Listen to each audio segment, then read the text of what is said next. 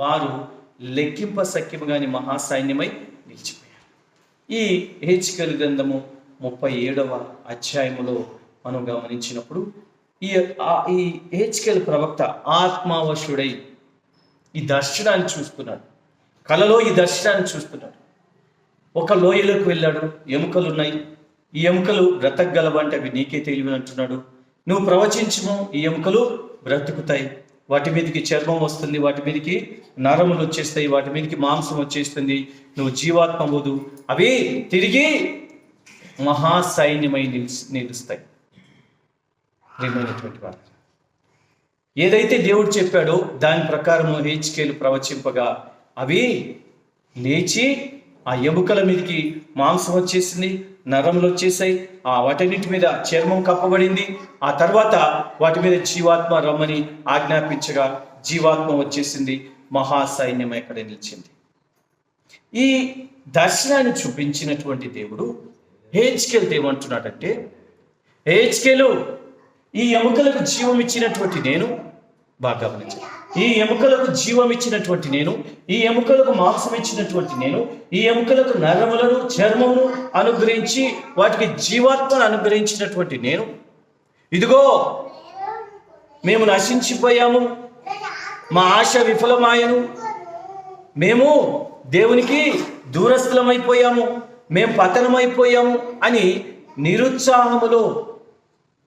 నిరుత్సాహములో ఉన్నటువంటి ఇశ్రాయేలుతో ఒక మాటను నేనేం చెప్పాను, మిమ్మల్ని అక్కడ 70 సంవత్సరాలు ఉండమన్నాను తప్ప 70 సంవత్సరాల తర్వాత మళ్ళీ నేను తిరిగి తీసుకొస్తాను చెప్పినటువంటి దేవుడను నేను ఇప్పుడు మళ్ళీ మిమ్మల్ని సమకూరుస్తాను. ఆ ఎముకలకు జీవం ఇచ్చినటువంటి నేను, ఆ ఎముకలకు మాంసం ఇచ్చినటువంటి నేను, ఆ ఎముకలకు చర్మాన్ని అనుగ్రహించి జీవాత్మను అనుగ్రహించినటువంటి నేను, నాశనమైనటువంటి స్థితిలో ఉన్నటువంటి ఇశ్రాయేలీలను, అదేవిధంగా ఎముకలు ఎండిపోయిన స్థితిలో ఉన్నటువంటి ఇశ్రాయేలీలను, అదేవిధంగా వారు నాశనమైపోయాము అనుకున్నటువంటి ఇశ్రాయేలీలను రక్షించడానికి, వారిని బాగు చేయడానికి, తిరిగి వారి చెరలో నుండి నేను బయటికి రప్పించడానికి శక్తి లేదంటవా? దేవుడు అడుగుతున్నారు యెహెజ్కేలు ప్రవక్తతో, దేవుడు అలాంటి శక్తి లేదా? ఎస్, నేను శక్తివంతుడు, అలా చేస్తాను, చేసి చూపిస్తా. నేను చేసి చూపించిన తర్వాత ఈయనే నిజమైన దేవుడు, ఈయనే నిజమైన యెహోవా అని తెలుసుకునేలాగున నేను ఆ విధంగా చేసి చూపిస్తాను. ప్రియ దేవుని బిడ్డలారా, ఇక్కడ ఆనాడు ఇశ్రాయేలీలు చెరలో ఉన్నప్పుడు, ఆ బబులోను చెరలో ఉన్నప్పుడు దేవుడికి దర్శన రూపకంగా వారికి ఇచ్చినటువంటి ప్రవచనము అది. మరి ఈరోజు కొత్త నిబంధన కాలంలో ఈ సమయంలో ఇక్కడ కూర్చున్నటువంటి మనము నిజంగా ఇశ్రాయేలీల పరిస్థితి ఏ విధంగా ఉందో అదే విధంగా ఉందా మన పరిస్థితి? వాళ్ళేమనుకుంటున్నాడు ఇక్కడ ఎండిపోయాము, మనం ఏమంట ఎండిపోయిన స్థితి, ఆశ ఆవిరైపోయింది, ఆశ విఫలమాయను, మనము నాశనం అయిపోతుంది.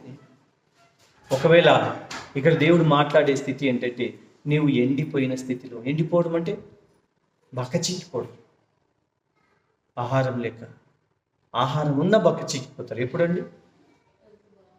హెల్త్ బాగాలేనప్పుడు, ఇంకా టెన్షన్స్ ఉంటాయి, అన్నీ ఉన్నాయి, నిద్ర రాదు కదా, డబ్బు ఉంది, కుటుంబం ఉంది, అన్నీ ఉన్నాయి, పడుకుంటే నిద్ర రాదు పాపం, అందుకే తాగుతాడు.